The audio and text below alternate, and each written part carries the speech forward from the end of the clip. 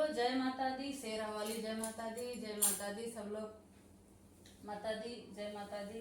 अम्बे मैया सबका रक्षा करे। और आप लोग पचरा एक गावत है देवी माई का, जैसा लगे आप लोग कमेंट में जरूर बताई हैं।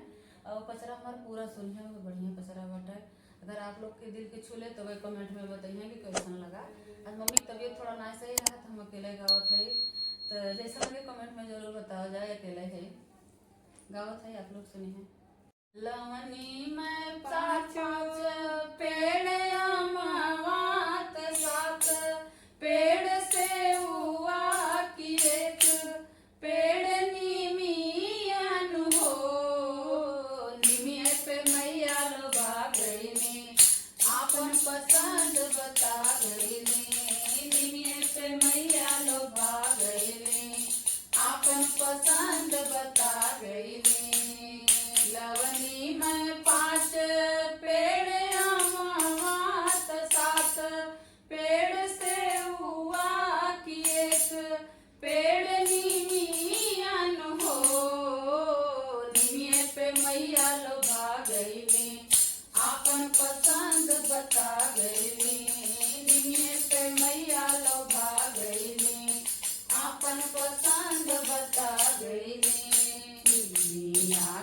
शीतल छैया लेहलिन माई बसेरवा, कहरी की लगाई देर सेवका झूले खातिर झुलू हवा। निमिया के शीतल छैया लेहलिन माई बसेरवा, कहली की लगाई देर सेवका झूले खातिर झुलू हवा। लगवाई तेरे समकित डोरिया, रे सोनमा कपटरिया बोलाई पटहेरियन हो। मनवा के बात समझा गई ने, आपन पसंद बता गई ने। मनवा के बात समझा गई ने, आपन पसंद बता गई ने। लवनी में पाँच पेड़ अमवात, सात पेड़ से हुआ कि एक पेड़ निमियन हो। निमिये पे मैया लोभा गई ने, आपन पसंद बता गई ने।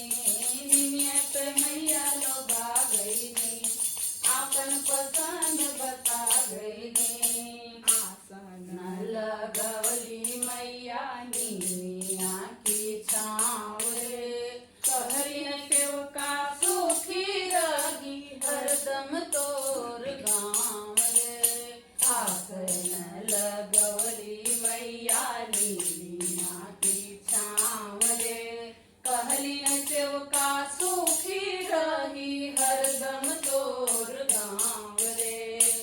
गौआ में पूर्व कियारिया बनवाई दे रे, मंदिरिया लगाई दे अड़उल गछियन हो।